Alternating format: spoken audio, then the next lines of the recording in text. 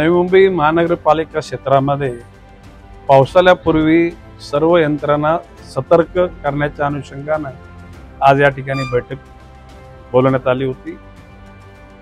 सर्वच विभागांचा आढावा घेण्यात आला आणि त्यामध्ये सगळे सतर्क आहेत आणि या पुढच्या कालखंडामध्ये अधिक सतर्कता बाळगावी अशा प्रकारची त्यांना सूचना करण्यात आली।